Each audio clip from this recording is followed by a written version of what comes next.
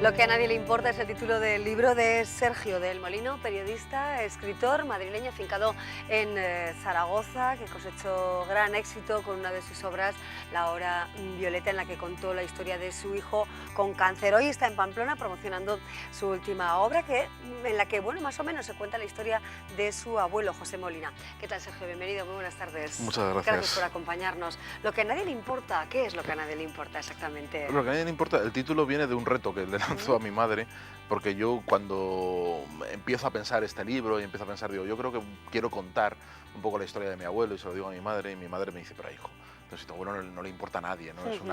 Es un personaje anodino, gris, ¿no? Esto no va a enganchar ni le va a interesar a nadie. Entonces a mí eso me pincha, me reta, digo, no, digo, mamá, yo voy a hacer que importe, yo voy a hacer que le interese, ¿no? Porque yo creo que es el escritor el que consigue que cualquier vida, yo pienso que cualquier vida es literaria, si se la sabe sacar y se la sabe contar bien, ¿no? Que no hay unas vidas más aventureras que otras, sino que hay, todos tenemos una historia que contar. Y entonces de ahí surge es el título de Lo que a nadie le importa, de mi deseo de contar la historia de mi abuelo, que efectivamente fue una persona que no le importó a nadie, que está en los márgenes de la historia, Sí. pero que sin embargo yo creo que mucha gente puede identificarse con su periplo, con cómo vivió y de hecho es lo que me está pasando, ¿no? Que muchos lectores me están diciendo es que estoy viendo en tu libro, estoy viendo a mi abuelo o estoy viendo a mi padre en función Claro. de la... Bueno, ¿y cuáles fueron las vicisitudes por las que pasó principalmente tu abuelo, que bueno, fue combatiente de la guerra civil, ¿verdad? Bueno, pues era un hombre de la época con bueno, pues sus peculiaridades que yo creo que podemos desgranar a lo largo de nuestra conversación. ¿Cómo era tu abuelo? ¿Qué le tocó vivir? ¿Qué tiempo? ¿Y qué dificultades? En realidad todo surge porque realmente mi abuelo yo no sé mucho de él, no sé apenas nada. Él muere cuando yo tengo 17 años y él tiene 82 y en el lecho de muerte, era una persona muy hermética, muy hosca, muy metida para adentro, ¿no? Nunca jamás expresaba nada, hablaba prácticamente en monosílabos y no sabía nada de su vida, no sabía prácticamente nada. Y en el instante, en el lecho de muerte, apartó en un momento dado así a mi abuela y le dijo, calla, que de ti no quiero ni que me cierres los ojos. Le dijo una frase Sí, sí, que a es una mí... frase que he leído en el libro y la verdad es que me parece impactante, ¿no? Sí, esa es Qué la palabra tan palanca con la que fuerte, abro el ¿no? libro. Sí, entonces yo me pregunto, ahí con 17 años me impacta mucho, me deja helado, no sé qué pensar, pero sí que me paso mucho tiempo pensando qué ha podido pasar en su vida para que después de 50, 60 años de matrimonio en silencio, sin haber expresado nunca una emoción, un sentimiento, termine condensando en esta frase tantísimas décadas de amargura, de desasosiego, ¿no? Y de desencanto por la vida. ¿Qué ha pasado en su vida? Y yo me lo pregunto y años después pues voy a esa vida y la fabulo un poco, ¿no? Porque con las 4 cositas que sé intento armar un poquito y le hago las preguntas que no podía hacer a los 17 años, se las hago un poco ya en plan ultratumba. Y el Sí. libro es un poco esa conversación que nunca tuvimos, ¿no? Ahí hilo un poco mi vida. Acabo entendiendo mi vida a través de la suya. Sí, y prefieres la normalidad ante los personajes más exóticos, ¿no? ¿Qué hay en la normalidad que atrae tanto también, ¿no? Independientemente de que también nos puedan atraer, bueno, pues personajes quizá llenos de sensaciones, de viajes, de aventuras. ¿Qué hay en esos tiempos planos de nuestra historia, en ese momento de silencios, de pocas palabras, de pocas muestras de afecto, de cariño, bueno, todo eso? ¿Qué hay de curioso o atractivo, no? Es que la normalidad no existe. La normalidad, todos somos muy raros, todos tenemos unas aristas, todos tenemos puntos oscuros, todos tenemos palancas por las que explorar. El personaje más aparentemente plano, anodino, la existencia más gris, tiene detrás una historia, tiene detrás una historia que explorar. Y a mí eso es el reto que se me plantea. Me atrae mucho más porque, por ejemplo, el personaje de mi abuela, que muchos me dicen, ¿y por qué no has centrado la novela en tu abuela? Que es un personaje melodramático, Sí. excesivo, es además, era una antigua niña monárquica porque trabajaba para, su padre era empleado de la Casa Real con Alfonso XIII y luego se arruina.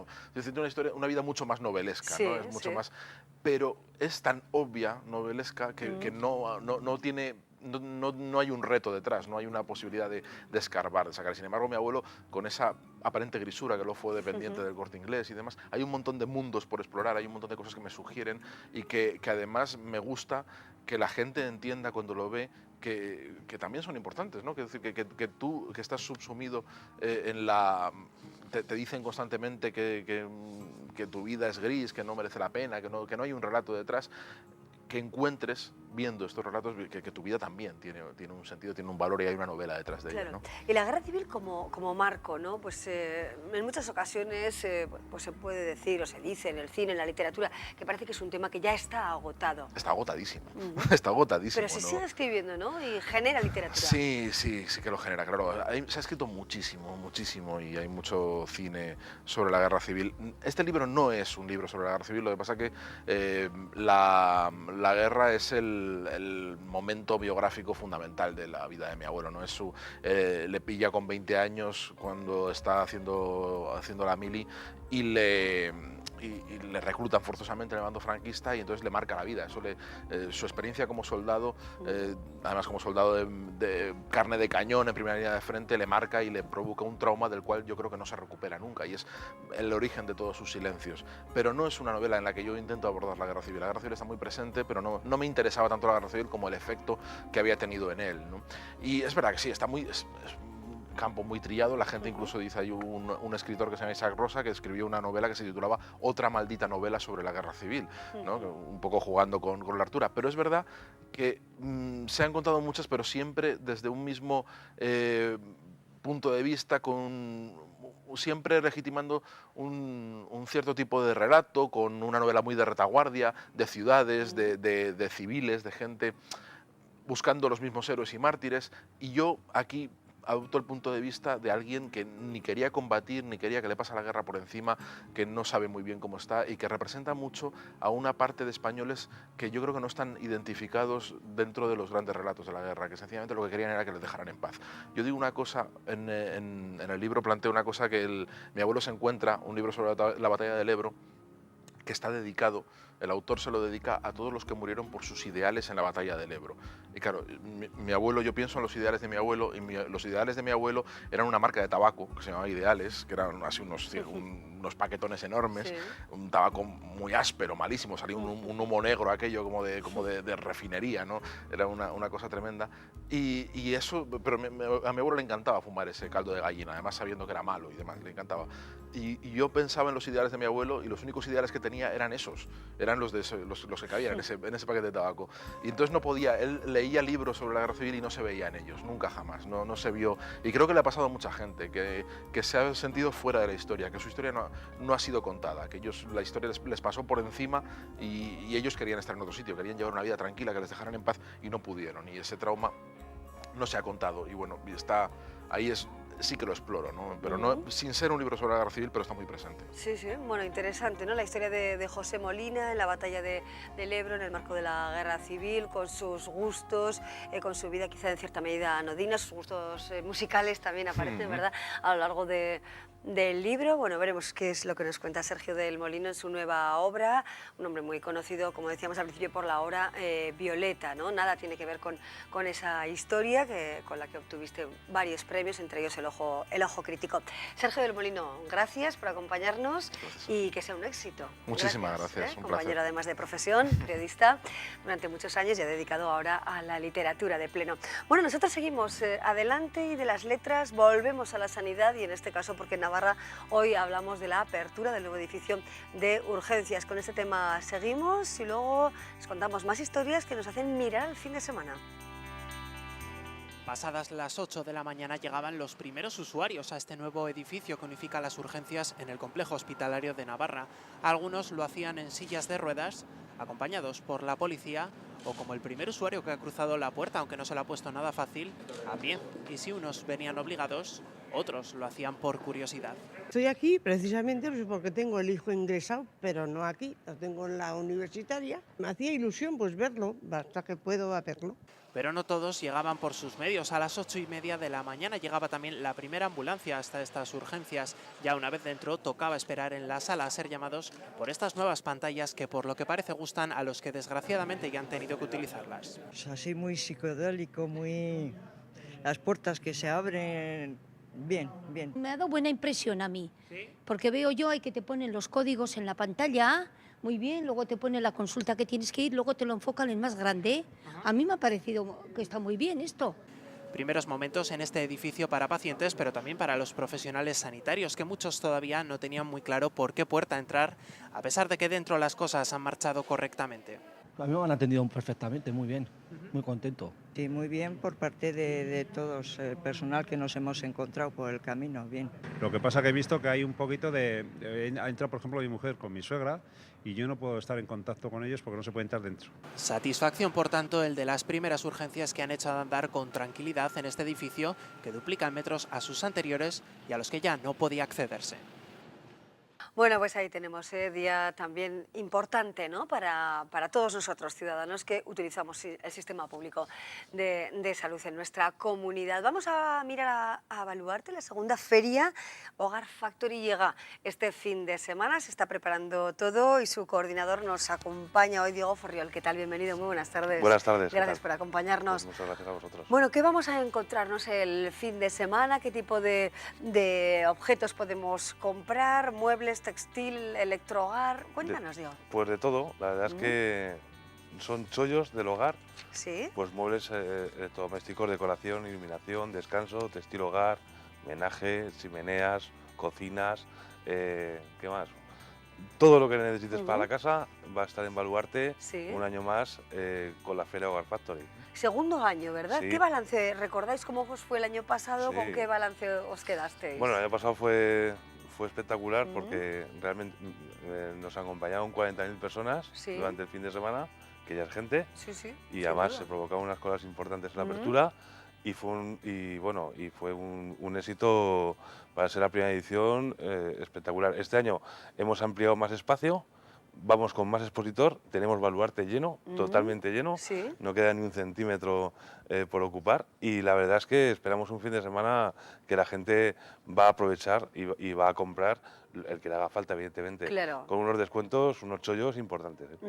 Además va a haber cheques de 5.000 euros, cheques regalos, Ahora ¿no? te explico lo de los cheques. A ver. Nosotros entre el viernes, el sábado y el domingo, a las Sí. primeras personas que vayan el viernes a las 12 de la mañana, que es cuando inauguramos, el sábado y el domingo a las 11, Sí. ¿vale?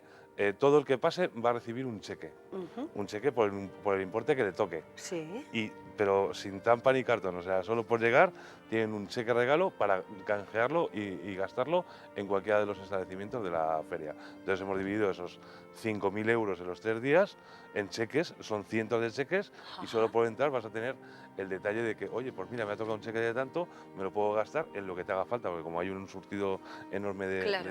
de producto, Ujú. pues oye, pues hay gente que dice, oye, pues yo me quería comprar un sofá, pues puede dar entrega de cuenta del cheque o quiero comprarme lo que sea, ¿no? Cualquier cosa que te haga falta para menaje, una sartén, bueno, pues con el Sí, cheque sí. puedes comprarlo, no hay ningún problema. Porque la entrada es gratuita, Sí. ¿verdad? La entrada es Y el gratuita. horario vamos a recordar, porque se inaugura el viernes a las 12 del mediodía. Sí. ¿Y cuál será el horario? Y estamos hasta las 9 de la noche, ininterrumpidamente. Y luego el sábado y el domingo, Sí. desde las 11 de la mañana hasta las 9 de la noche. Bueno, Ese pues es todo el horario. fin de semana completo, ¿no? El perfil de los compradores, por lo que tenéis ya, bueno, pues visto, ¿no? De otras ocasiones, ¿cuál es el perfil, no? Hablamos de gente joven, gente mayor, gente No. que viene de otras comunidades. Vamos a ver, nosotros lo que sí que nos hemos dado cuenta es que, bueno, el tipo de público que va a nuestras ferias es todo el mundo que tiene una casa, o sea, a partir de 30 años para adelante, ¿no? O sea, es Sí. nuestro perfil. Evidentemente, viene mucha gente, tanto de Pamplona como de localidades alrededor, que, bueno, pues también es un incentivo, dicen, oye, paso el fin de semana o paso el día en Pamplona, además creo que coincide con la jornada de las tapas o de la catholica, no sé qué. Sí, Oye, eso pues es, como, sí, sí. veo la feria, Claro. me doy una vuelta, o sea, al final lo que queremos es un poco que la gente vaya, lo vea, disfrute, entrada gratuita, los cheques regalo. Una cosa que te voy a contar ahora que es una cosa que hacemos que se llama la ruleta del hogar, que es muy divertida porque una persona echa 1 euro y bueno, tiene 50% de probabilidades y le puede tocar siempre un premio de 5 a 75 euros por el euro. O sea, siempre estamos dando mucho más valor añadido que el propio importe que echa, ¿no? Son acciones para que la gente se lo pase bien, se divierta y venga y disfrute y evidentemente vea tanto unas ofertas espectaculares como las últimas tendencias en muebles, en decoración y tal, que las tenemos allí. O sea, yo tengo allí ahora mismo, vengo de ver un poco los montajes y tal, Sí. y allí hay muebles que están en las revistas de máxima tendencia están ahí puestos, eso sí, con precios especiales sobre estos 3 días, ¿no? Bueno, pues atención, porque se puede comprar a buen precio. En 3 días podemos ya seleccionar lo que queremos y cómo podemos organizar un poquito nuestra casa si necesita ser modificada o amueblada por primera vez, ¿no? Diego Furriol, muchísimas gracias por acompañarnos, que sea un éxito esta segunda ocasión. Gracias, hasta pronto. Hasta luego. Bueno, nosotros, seguro que nos pasamos por ahí a la inauguración el viernes a las 12 del mediodía o en cualquier momento, ¿no? Además con esos cheques regalos, 5.000 euros en cheques regalo, pues tomamos muy buena nota, como también tomamos buena nota de los programas que tendremos después de que acabe el Me Importas Tú. Hoy, por cierto, nuestro compañero Carlos Merino nos va a sorprender con un color rojo, el del pimiento de Navarra, y nos lleva hasta Puente la Reina, hoy Agronavarra, vean.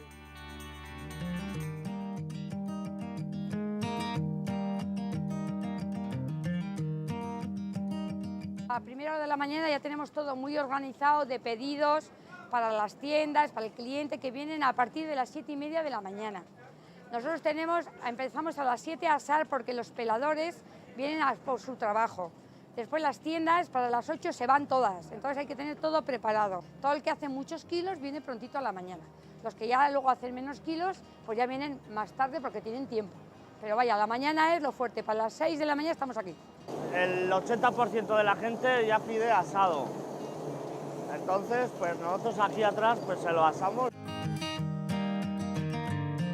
La gente ya está acostumbrada a hacerse su arcón de conservas, pues de tomates, pimientos y pues eso, se preparan pues para todo el año. Voy dando vueltas al tambor y van saliendo cuando yo veo que ya están más o menos pues negros, ¿entiendes? Tostados, digamos. Que se vaya quemando homogéneamente todo el pimiento, no de una cara mucho y de la otra nada. Cada variedad tiene su punto de asado, digamos. Entonces, pues se le da el punto que quiere o que requiere cada variedad y luego ya pues directamente para pelar.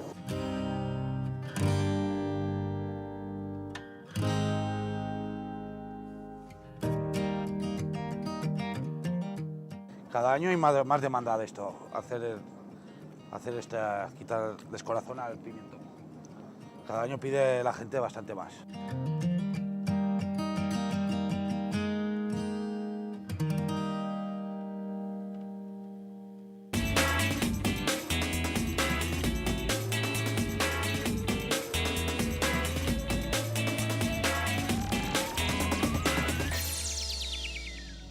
Tiempo para el espacio de arquitectura, hoy con el arquitecto Javier Torrens, que nos va a llevar al Museo Oteiza y tendremos una exposición interesante del modelo educativo finlandés, las escuelas de Finlandia, pero también hablaremos de una serie de mesas redondas que se han organizado por parte del Colegio de Arquitectos y también las visitas guiadas a diferentes obras arquitectónicas aquí en la capital Navarra y en el extrarradio de Pamplona. Javier Torrens, ¿qué tal estás? Bienvenido. Muy bien. Gracias por acompañarnos, Javier. A ti.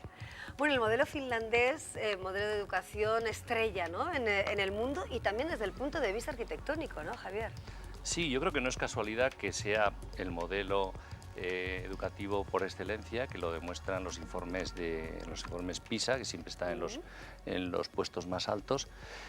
Tampoco es casualidad que inviertan tanta ilusión y tanto esfuerzo económico para conseguir hacer ese modelo, y tampoco es casualidad que sean las escuelas arquitectónicamente más interesantes del momento. Yo creo que son los 3 aspectos que se conjugan unos con otros, y uno es consecuencia evidente del otro, no nacen las cosas porque sí, ¿no?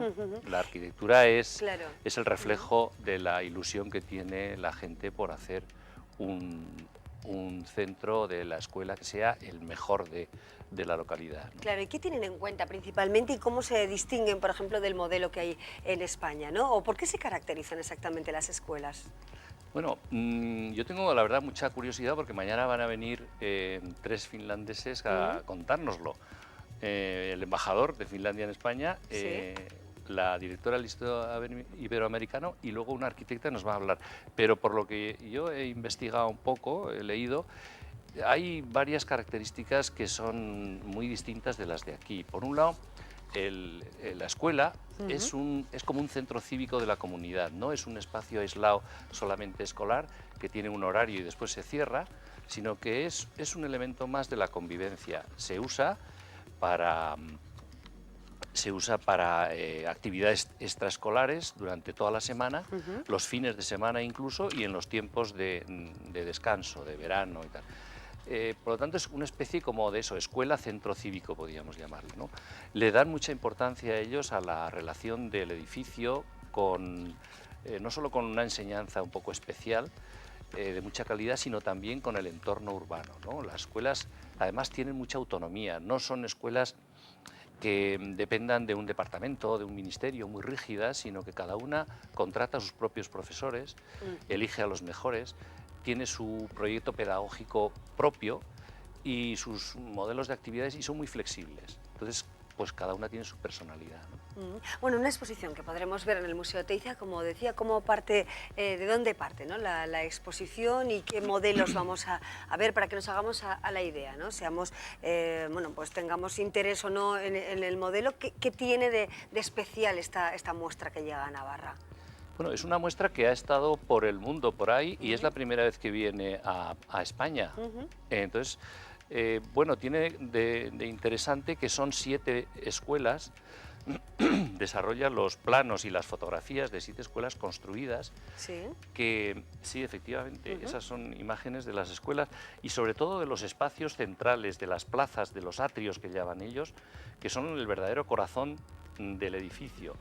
En Finlandia, claro, durante el invierno hay muy poca luz, hay muchas horas de oscuridad, y entonces los edificios se abren completamente al exterior, tienen unos atrios acristalados que aquí serían imposibles por la temperatura, ¿no?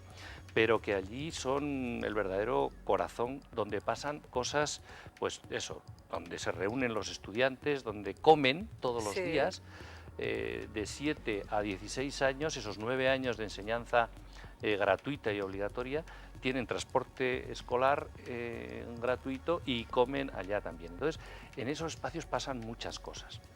La exposición muestra 7 ejemplos, 7 edificios construidos mediante planos y fotografías.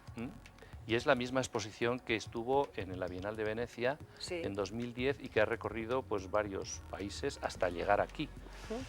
Arquitectura bioclimática en grado máximo, podríamos decirlo, ¿no? Sí, sí, adaptada desde luego al medio ambiente finlandés, eso sí, y a las condiciones pedagógicas también que ellos quieren sacar, porque hay algunas características que hay que decirlas, que no se saben. Es que los finlandeses van muy tarde a la escuela, no empiezan a los 3 años como aquí, sino pues suelen ir a los 5, 6, incluso a los 7 años. O sea, es obligatoria y es gratuita desde los 7 años hasta los 16.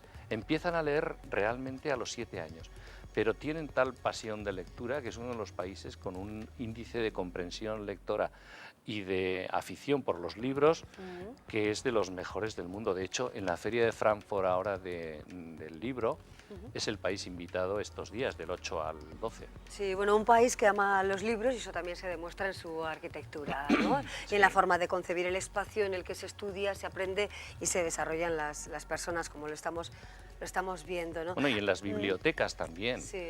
Las bibliotecas son el eje principal también de la educación, no están aisladas. Las bibliotecas, claro, no están en los centros, siempre hay pequeñas bibliotecas, pero las grandes bibliotecas son accesibles a todos los estudiantes. De hecho, la arquitecta que viene mañana a la presentación de la conferencia va a hablar sobre la biblioteca central de la Universidad de Helsinki, que la acaban de hacer hace poco. Bueno, ¿qué otras conferencias tenéis previstas en las próximas jornadas relacionadas con la educación desde distintos puntos de vista? Sí, bueno, eso es.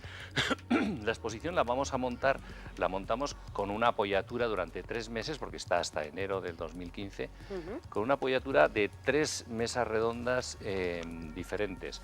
Una es sobre arquitectura para la pedagogía infantil, para la educación infantil, Y ahí tenemos los arquitectos y los educadores de las escuelas, de las 2 escuelas infantiles que además han sido muy reconocidas y muy premiadas y que las hemos visto estos días desde el colegio, la escuela de La Milagrosa y la de Berriozar, que el otro día cuando las estábamos viendo decíamos que parecían finlandesas realmente, porque tienen un espíritu y un algo que no es tan habitual. Y luego también porque son promociones municipales hechas con mucho esfuerzo y que los resultados son muy interesantes. Y todo eso vamos a debatir. Luego otro día será de la música. Vamos a ver los espacios de la música, el ejemplo de Joaquín Maya, de la Escuela de Joaquín Maya, y el de los conservatorios, la Ciudad de la Música, ¿no? Que son 2 escalas muy diferentes, y lo veremos también en otra mesa redonda con arquitectos y educadores, con los directores de los 2 centros. Y por último, la tercera mesa es más genérica y habrá arquitectos especializados en arquitectura, digamos, de segundo grado, o sea, de superior, y luego pues dos educadores diferentes también que complementan esa visión, pues el director de la Ikastola de Goalde y luego una maestra de las escuelas Waldorf, que es un poco novedad en Navarra. Sí. Bueno, pues las diferentes opciones, ¿no? Con visitas guiadas que supongo que suscitan curiosidad, ¿no? Entre muchas personas. Bueno, tratamos también de acercar a través del programa la arquitectura a la ciudadanía en general, ¿no? Pero entiendo que a veces ver los edificios, bueno, pues puede ser un placer visual únicamente, ¿no? Pero conocerlos de cerca, saber por qué los entresijos de, bueno, pues de la configuración de los espacios tiene interés. ¿Lo estáis percibiendo claramente, sí, sí. Javier? Sí, se percibe en la gente que los ve, porque ver desde fuera, por ejemplo, la escuela infantil de Milagrosa, que está muy cerrada al paisaje, porque es una orientación muy castigada de sur, en cambio entras dentro y es un mundo de luz, de sensaciones, de texturas, hay una calle principal que le llaman el director le llama el Boulevard, fíjate, dentro de un edificio, y dice que es el espacio más maravilloso que él ha podido sentir y que los alumnos lo aprecian mucho, ¿no? Bueno, nos estamos fijando también en los colores, ¿no? Que también nos llama siempre la atención, las texturas, los colores, los materiales que se emplean, la luz. Nada es estridente, en principio, en esta serie de proyectos, ¿verdad? No, nada llama especialmente la atención. No, aquí se ve un poco el color verde, por ejemplo, del suelo del Conservatorio Superior. Hay detalles muy sutiles, los patios, por ejemplo, los patios jardinados también, pero en general la arquitectura aquí en Pamplona es, digamos, más fría, curiosamente, que los países como Finlandia. En Finlandia, al tener precisamente poca luz, tienen, pues en invierno es muy oscuro, pues valoran mucho el color. Es muy notorio pues ver los paisajes de Noruega, por ejemplo, con esos colores rojos, fuertes, intensos, ¿no? Pues en la arquitectura que vamos a ver en la exposición sorprende los materiales tan cálidos y los colores tan fuertes que se emplean, que aquí no se suele dar. Y aquí también el tiempo no es el ideal, ¿no? O el que nos gustaría a muchos, ¿no? Que nos gusta el sol, que tenemos más tiempo de nubes, más tiempo grisáceo. Quizá no se podría apostar también por algo más cálido. Sí, efectivamente. Yo creo que tenemos que aprender unos de otros, ¿no? Y de la arquitectura finlandesa, pues a pesar de que las condiciones, como digo, que son muy terribles, porque tienen poca luz, tienen una temperatura en invierno, pues que suele estar 5 meses nevado, ¿no? Y con temperaturas de 20 grados bajo cero, que son normales. Y sin embargo, los críos de la escuela tienen 15 minutos todos los días de recreo, y se ponen la ropa y salen al exterior, sí, casi siempre. Es decir, bueno, con 20 grados bajo cero, pues salen y juegan un rato y están dentro. Son costumbres que ellos no quieren perder, ¿no? La relación con la naturaleza, con el exterior, aunque haga mucho frío, ¿no? Bueno, nos quedamos con estas reflexiones en torno a una serie de jornadas de las que iremos contando más, por supuesto, que ha organizado el Colegio de Arquitectos Vasco-Navarro, las visitas guiadas que hemos comentado y, por supuesto, la exposición en el Museo Oteiza en Alzuza, que merece sin duda una visita. Muchísimas gracias, Javier Torrens. Pues hasta gracias pronto. a ti, Amaya. Gracias por acompañarnos. Bueno, hasta aquí nuestro tiempo dedicado a la arquitectura arquitectura. Ahora llega nuestro compañero Ricardo Beitia, nos pide paso para contarnos qué está pasando en Navarra. Adelante, Ricardo, buenas tardes. ¿Qué tal, Amaya? ¿Cómo estás? Muy buenas tardes. A las 8 menos 2 minutos de la mañana se han abierto las puertas del nuevo edificio de urgencias del complejo hospitalario. Era un hombre de mediana edad, este que ves, el primero en entrar. A partir de ahí, de forma normalizada, se han atendido a 76 personas hasta las 12 del mediodía. El servicio ya está en marcha de manera satisfactoria, han dicho desde el propio departamento, aunque con algún problema menor. También incluso con alguna protesta de trabajadores.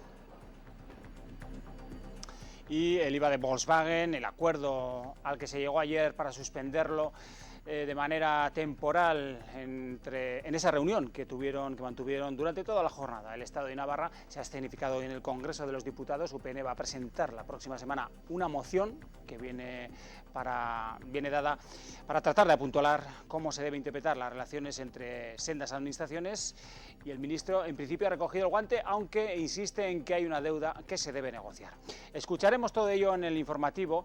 También veremos imágenes y lo que ha dado de sí la primera jornada del juicio por el despliegue de la icurriña gigante en el chupinazo de los Sanfermines del pasado año. 4 de los 5 procesados han reconocido la autoría, si bien han señalado ante el juez que tomaron medidas de seguridad creyendo que se podía lanzar el cohete. El fiscal pide 5 meses de prisión por un delito de desórdenes públicos, 2 años la acusación ejercida por el consistorio, y la defensa pide la libre absolución. Pues el Gobierno foral cambiará los requisitos para acceder a viviendas de protección e incluye puntuaciones favorables a quienes hayan sufrido un proceso de desahucio. El Ejecutivo va a adaptar el precio de la vivienda a la nueva realidad del mercado. Y desde las 6 de la tarde, Osasuna disputa un amistoso contra el Eibar en Azkoitia. Están convocados los 11 jugadores profesionales disponibles para disputar este encuentro, más los 12 del filial que se van a entrenar y se han estado entrenando a las órdenes de Urban en los últimos días. El peligro de una inoportuna lesión es lo que más preocupa en estos momentos al vestuario rojo. Es posible que nuestros telespectadores hayan visto huchas como estas por Pamplona. Muchas personas ya han depositado sus donativos. Es el Día de la Banderita en Cruz Roja, una jornada que se va a extender por toda Navarra, y desde la organización sus voluntarios recaudan fondos para destinarlos a la infancia y en concreto a garantizar el éxito escolar entre 6.000 menores navarros. De todo ello hablaremos en la segunda edición de las noticias, además con entrevista a un miembro de la Cruz Roja para hablar de este proyecto que tienen ya en marcha desde hoy, el Día de la Banderita, con esos fondos que se recaudan para la infancia y en concreto para garantizar su escolaridad. A las 8:30 más noticias con Ainhoa Hernández. Nada más, feliz tarde. Muchas gracias, Ricardo. Bueno, pues ahí nos quedamos el Día de la Banderita. Ayer hablamos en el programa con Isabel Hermoso y con Sara Merchan acerca de este Día de la Banderita, que lo hemos visto en muchos rincones de Pamplona esta mañana. Por cierto, vamos a ver qué tiempo nos deparan las próximas horas. Lo vemos.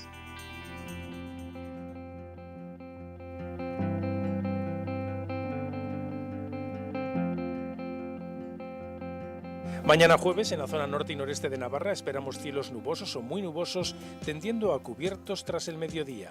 Se esperan por la tarde y noche chubascos y lluvias, con algunas tormentas que podrán ser localmente fuertes. En el este y sur, nuboso tendiendo a muy nuboso o cubierto, con algunas lluvias, chubascos o tormentas más probables tras el mediodía. Hacia el oeste y centro, predominio de la nubosidad, con lluvia que será más probable por la tarde y noche, sin descartar alguna tormenta. Las temperaturas máximas rondarán los 18-23 grados y las mínimas entre 13 y 18. En el resto del país, mañana jueves se espera en la vertiente atlántica peninsular, Cantábrico, Alto Ebro y Pirineo Occidental cielos muy nubosos con precipitaciones débiles o moderadas. Poco nuboso o despejado en el área mediterránea e intervalos nubosos en Canarias. En cuanto a la tendencia para los próximos días, el viernes seguiremos con riesgo de algún chubasco. El fin de semana, lo más probable es que el sábado tengamos tiempo más estable que el del domingo.